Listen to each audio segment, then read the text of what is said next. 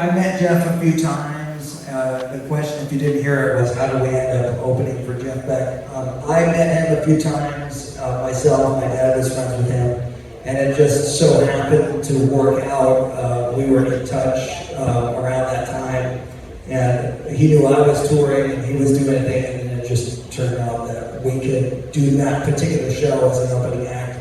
But that happened to be an interesting experience because Edward Van Halen came to the show, and normally I had always been going to his shows when I was a kid, and he came to my show, and after the show, came up to me and he says, "Hey, what was that song about pancakes? How the fuck do you play that?" So it was a total spin, you know, me asking him how to play Eruption and all that, and here he was asking me how to play St. Alphonsus Pancake Breakfast.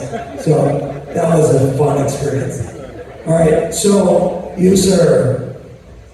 Well, also want to echo our thanks for this. I also want to thank you for Revenue Theater. It's a very special place for me. This is the last place I saw your dad. Now, it was about 50 years ago or something like that? 1984. Oh, because I know he played, actually, there's an anniversary of like a couple of days ago from the 74 tour, like almost 50 years to the day. So I saw him here in 84 was the last time I saw him. Oh, cool. So I wanted to ask you, I really enjoyed the videos of all your pedals. Oh, yeah. So super cool. And there was one pedal called Clown Ball. Yes. Can you tell me what that thing does? Yeah, it's basically a fuzz pedal that has a couple of different frequency controls and a gate control. So it's mostly a gated fuzz, and I can make it do a lot of different textural things. Is it a custom thing? Or It's a custom thing. My uncle made it. The same guy that put the electronics in my dad's guitars. His name is Arthur Slogan, but he goes by the name Midget. So he has a company called Midget Electronics, and he builds things. Cool. Well, look, you're going to play it tonight, right? I will. It's on in some songs. I mean, I couldn't tell you exactly when and where, but Thanks. sure. I guess we have time for a couple more. Blue Hat. Yeah, at the beginning when you started touring, you were touring with Terry Dweezil and Steve Vai. Yeah. Any change to that band ever getting together again? Nope. Yeah. Here's the thing, you know, a lot of people always ask about the alumni, and the alumni is not my thing. I never wanted to do the alumni thing. It became a thing that was, promoters were interested in it, and the reason I stayed away from it was my goal was to play the music and play it for a new generation of musicians, and have new musicians that had never played it before learn how to play it and play it commensurate with the way my dad played it. And I didn't need to have alumni for that. And oftentimes alumni, certain alumni in particular, decide that they want to rewrite the narrative and make it all about them. And then they start changing the music and doing things to the music that it never did and shouldn't do. So I just like to avoid all of that, and I just don't deal with it. Yes, You have a song, Crunchy Water. I do, Crunchy Water. My Mother is a Space Cadet. Yeah.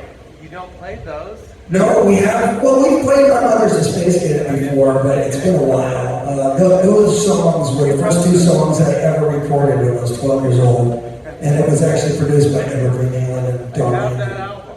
Yes, well, thank you. All right, yes, your questions. Dweezil, thank you.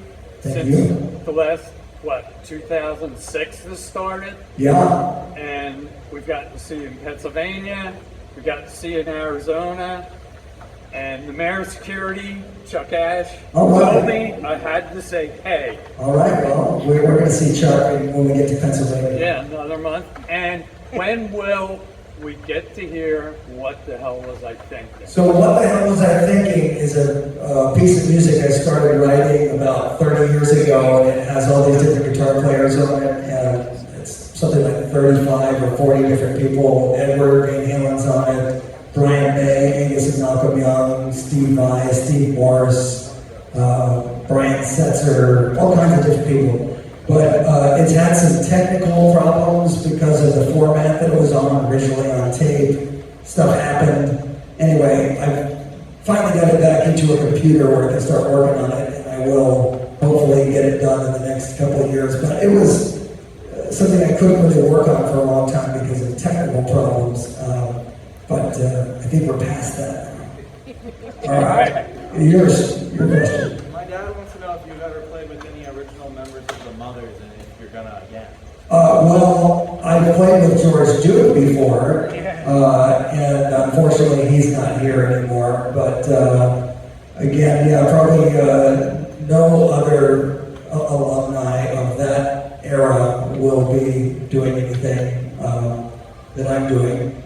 But we are going to have in Los Angeles, Chad Wackerman is going to come play with us. So, Nice.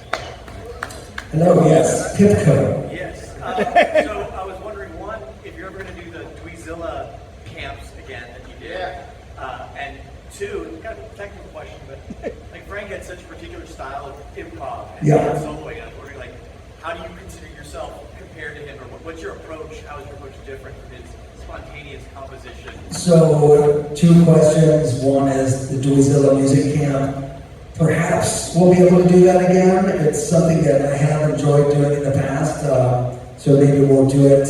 I don't know where, what city, but maybe in the next year or two we'll get that going again. Now, the second part of the question, more complicated. I'll try to make it short, but when I play in context to the music, that's my goal, is to play in a style that is reminiscent of my dad, with a similar sound that's evocative of the particular era that I'm playing from. But it's not always the case. Sometimes I'll do things that are just completely unique to me and I put my own spin on it, but I still have some of his vocabulary in what I play. So I try to, as much as I can, play in a way that is reminiscent of what my dad would do. Sometimes I use things he actually played as guideposts, so I'll start with it, I'll do my own thing, then I'll hit another guidepost until I get to the end.